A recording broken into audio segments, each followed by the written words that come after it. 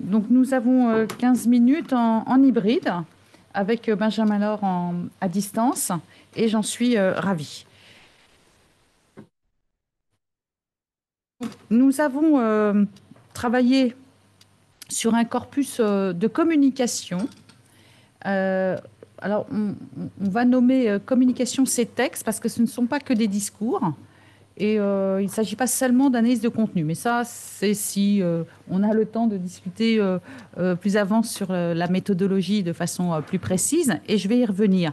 Tout d'abord, des éléments de contexte qui nous paraissent incontournables, bien sûr.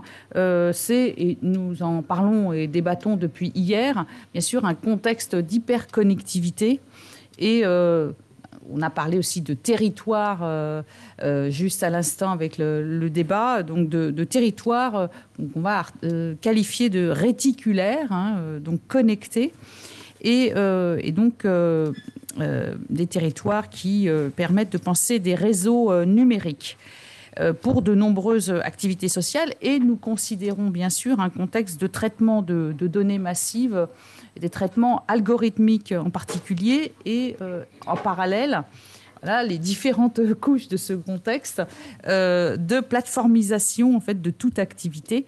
Alors, dans un contexte très ambivalent, on cesse de parler de paradoxe notamment, un peu aussi d'ambivalence, et nous proposons plutôt donc de retenir un contexte d'ambivalence pour travailler sur le corpus que l'on va vous présenter en termes de résultats, en ciblant donc les politiques publiques dont Benjamin Laure parlera un petit peu plus avant, et donc la problématique aussi du développement durable pour penser les transitions environnementales parallèlement aux transitions numériques.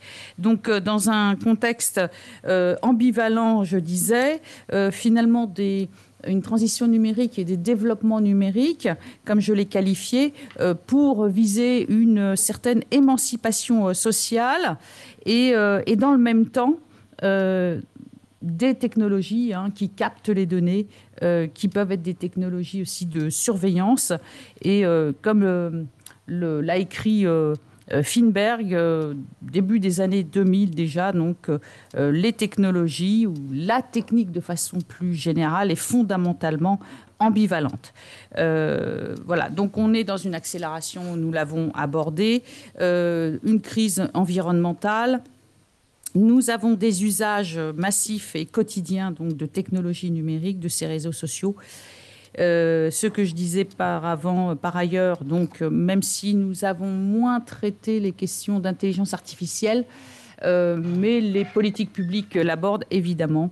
Donc on peut aussi ajouter les applications mobiles qui sont encore très présentes, donc cette mobilité liée à l'Internet des objets. Donc des questions de profilage et associées bien sûr questions d'éthique et de développement économique avec l'industrie du numérique, une industrie polluante comme nous le savons. Donc j'ai avancé donc cette problématique des transitions numériques et transitions environnementales dans une économie dite numérique. Et finalement, on se retrouve dans une équation qui semble intenable, hein, c'est-à-dire un développement durable dans le cadre d'une informatisation de la société. Encore une fois, une transition ambivalente. Avons-nous affaire à des discours performatifs ? En tout cas, il y a des éléments performatifs. On va vous donner plusieurs résultats, tout en présentant donc des institutions publiques qui communiquent et aussi des secteurs, par secteur aussi d'activité.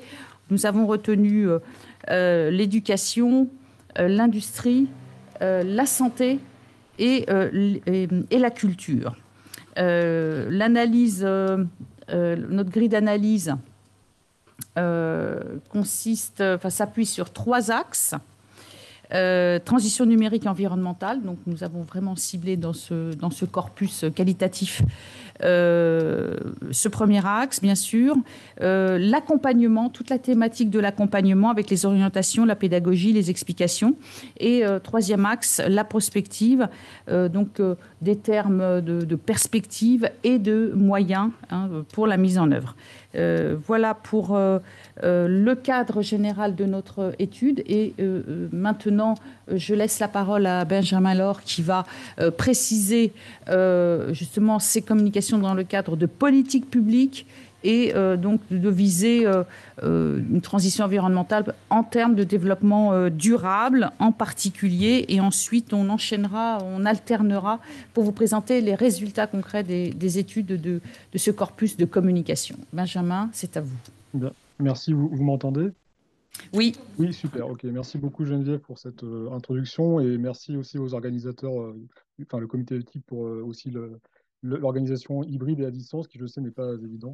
Alors voilà, moi, enfin, donc, dans le cadre de cette recherche, effectivement, on a questionné un peu les politiques du numérique en France qui en fait s'inscrivent finalement dans une logique de ce qu'on pense d'accompagnement aux usages du numérique en vue de réduire principalement la fracture numérique. Enfin, c'est ce qui en ressort en tous les cas dans les travaux. On a sur les politiques publiques du numérique deux orientations. D'une part, il y a effectivement des décideurs qui sont impliqués, notamment avec le programme Société numérique de l'Agence nationale de la cohésion des territoires qui a commencé en 2017 et qui contribue en fait qui contribue à l'avancée technologique en fait sur la question des usages. Au niveau des stratégies et des politiques engagées sur le développement du numérique, effectivement, on a l'impression que ça demeure encore trop inégalement représenté. Et en fait, certaines collectivités en fait, viseraient à proposer une politique qui, par exemple, considère le haut débit comme étant une priorité. Ça apparaît, mais qui vise aussi un développement local, justement pour essayer de réduire la fracture numérique. Au niveau de la gouvernance du numérique, on a une société qui est effectivement confrontée toujours à une certaine complexité et qui interroge aussi la question des usages, euh, notamment en France, comme l'explique par exemple Oural en 2015 sur cette question, en fait, il est tentant de vouloir inscrire de nouvelles normes et des réglementations afin de faire avancer plus rapidement le développement du numérique dans le champ institutionnel. Donc c'est vraiment enfin, de grandes questions sur le sujet. Il y a également aussi l'idée de mettre en place derrière un partenariat public-privé-population donc pour essayer de garantir une réussite des politiques publiques en plus de la cohésion sociale et territoriale sur la question du numérique. Donc ça, c'est ce qu'il apparaît au niveau des politiques du numérique en France. La question, comme l'a évoqué Geneviève, sur le développement durable, c'est qu'en fait, on peut constater, et ça c'est quelque chose d'assez important à prendre en considération, c'est que les prochaines années vont finalement être de plus en plus cruciales, puisqu'en fait, on se retrouve avec des milieux urbains et ruraux qui sont associés à des environnements de plus en plus connectés, mais aussi en tenant compte d'une certaine durabilité. Donc là, effectivement, il faut considérer que le développement, notamment technologique, soit durable et en vue de concevoir finalement la planète hein, comme un écosystème euh, qui est en fait en réseau et qui dispose de ressources effectivement qui vont être enfin, qui sont limitées. Pour Bailly, par exemple, Bailly rappelle que la croissance urbaine annoncerait en fait la fin de la ville. Et donc, on a derrière une préoccupation environnementale qui en fait devient l'un des principaux enjeux au niveau politique, à la fois à l'échelle locale et internationale. Voilà, bon, je ne vais pas rentrer forcément dans les détails, mais ce qui est important de retenir, c'est qu'en en fait, on s'interroge sur effectivement cette question des ressources fossiles hein, qui existent sur la planète et qui pourraient dépasser finalement ce qu'on entend par la civilisation industrielle. Derrière, l'idée, ce serait peut-être, mais on pourra en débattre tout à l'heure, c'est de penser finalement un après-développement, ou en tous les cas un modèle d'organisation enfin, sociétale alternatif, ou en tout cas en vue de résoudre finalement l'équation d'un monde destiné à être plus durable et plus responsable. Voilà, donc là, c'était pour la partie effectivement développement durable. Maintenant, ce que je peux essayer de présenter, c'est donc les deux champs sur lesquels j'ai été amené à travailler un peu plus en détail, avec des données à la fois dans le champ de l'éducation et dans le champ de l'industrie et de l'économie. Alors Geneviève, je ne sais pas si vous pouvez changer la slide. Voilà, c'est ça. Donc en fait, c'est la question de la cartographie des acteurs qu'on a relevé et identifié donc, sur quatre niveaux, le champ de l'éducation, le champ de l'industrie, la santé et de la culture. Donc, moi, je me suis plutôt focalisé sur le champ de l'éducation et l'industrie. Dans le champ de l'éducation, on a effectivement pris en compte des mesures qui visent en fait à renforcer les compétences numériques, donc les digital skills qu'on appelle, des élèves finalement en ne perdant pas de vue une accélération de l'usage du numérique dans ce secteur.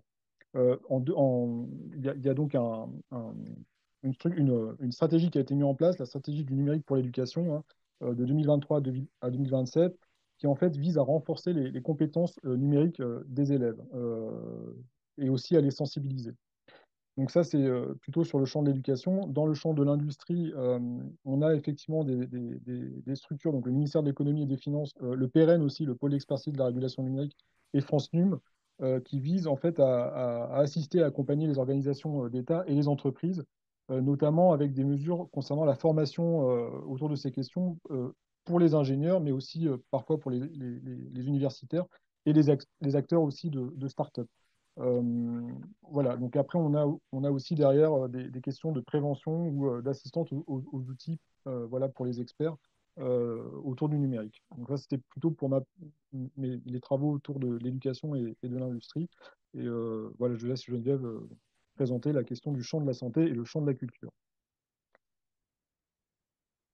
Ça va? Vous m'entendez aussi, Benjamin? Oui, oui, je vous entends. Oui. Oui. Parfait.